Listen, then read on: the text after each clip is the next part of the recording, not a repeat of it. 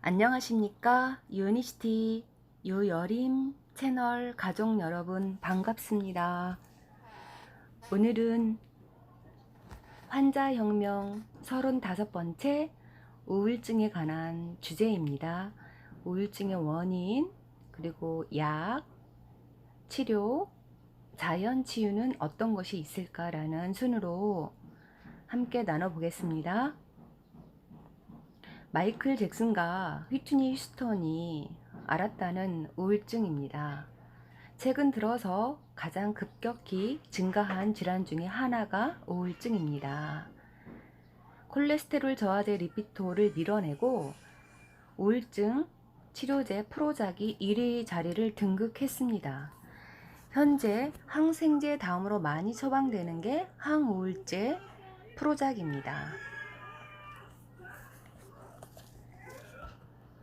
우울증 치료제 시장은 커졌지만 사실 개선된 것은 없어 보입니다.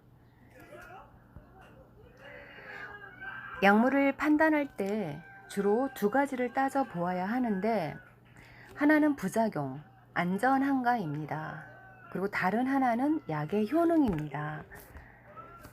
항우울제의 문제점은 효과는 미미한데 심각한 부작용을 동반한다는 데 있습니다. 항우울제를 복용하는 환자들이 원하는 것은 기분 개선입니다.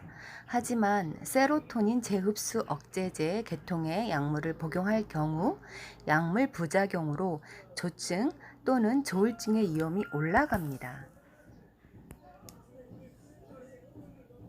우울증 환자를 치료할 때 조울증이라는 부작용 위험 인자를 염두에 두어야 한다는 사실을 시사합니다. 우울증이 무서운 것은 무엇일까요? 환자와 가족의 희망을 앗아간다는 것입니다. 지금부터 몇 가지 공통적인 우울증의 원인, 이유, 유발인자 등에 관해서 한번 알아보도록 하겠습니다. 갑상선 기능, 부신 기능, 그리고 화학 독성, 영양 결핍 등이 우울증과 관련이 있습니다. 그리고 우울증을 치료하기 위한 도움될 수 있는 영양소들, 그리고 자연치유법을 한번 소개해 보겠습니다. 우울증과 갑상선 기능의 상관관계가 있습니다. 우울증 환자의 약 10 내지 15% 정도가 갑상선 호르몬 저하를 보입니다. 우울증의 원인이 갑상선 기능이 아닌지를 보기 위해 포괄적인 갑상선 기능 검사를 합니다. 다수 의학 논문에서 T3 저하가 장기적인 우울증과 연관이 있음을 밝히고 있습니다.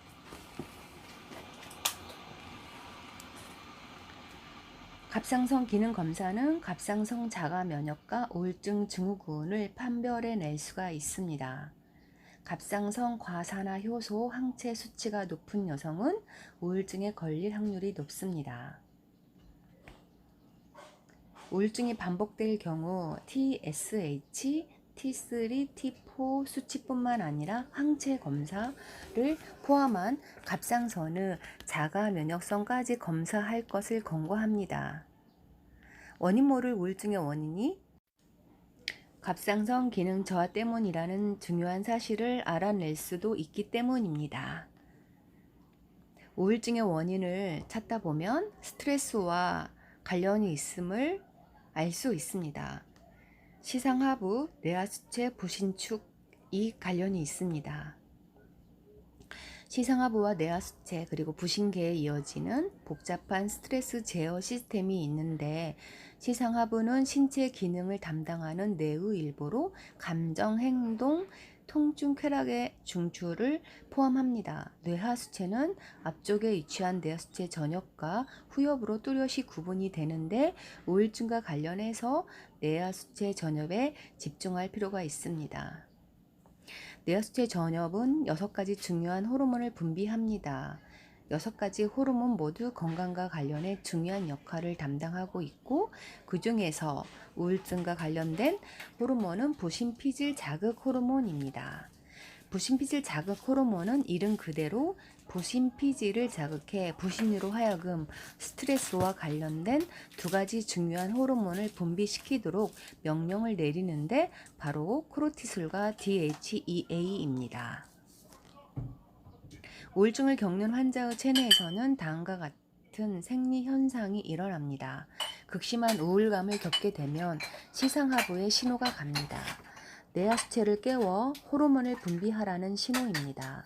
시상하부는 일종의 정보 수집 장치와 같은 기능을 하는데, 몸 상태를 점검하고 문제가 발생할 경우 직접 하는 일은 많지 않으나 대부분의 경우 뇌하수체에 명령을 하달합니다. 이때 뇌하수체 전엽에서 앞에서 언급한 부신피질 자극 호르몬을 분비하는데, 이 호르몬의 신호를 받은 부신이 코르티솔과 DHEA를 분비하게 됩니다.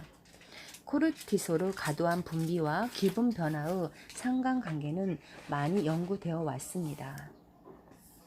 건강한 사람과 우울한 환자의 차이가 있는데, 다른 모든 신체 생리 반응이 그렇겠지만 균형을 유지하는 것이 가장 중요합니다.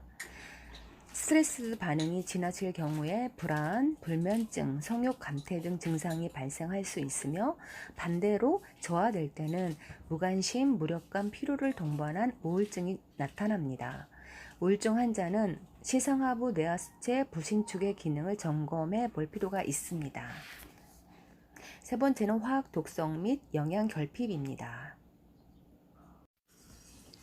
화학물질 과민증이 있는데, 새집에 이사한 후에 갑자기 우울증이 시작되는 경우가 있습니다. 우리 몸이 화학 독성을 효율적으로 해독하고 배출하지 못해서입니다. 아연이 있는데 충분한 양의 아연이 있으면 알코올 탈수소 효소를 작동시키는데, 가정과 사무실에서 접하는 생활 독소를 해독하는 중요한 효소입니다. 아연이 필수적입니다.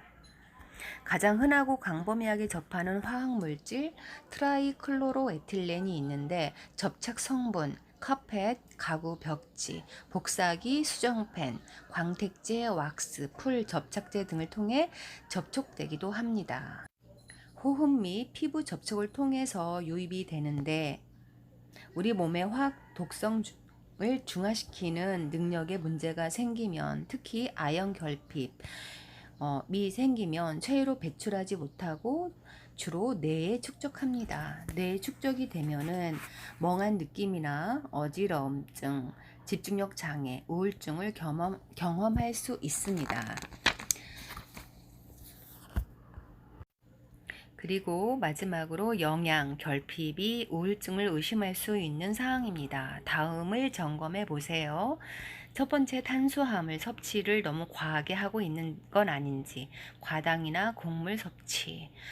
두 번째는 가공식품을 섭취를 많이 한 경우, MSG나 인공감미료, 아스파탐, 식품 첨가물 등이 뇌의 정신 상태에 영향을 끼칠 수 있습니다.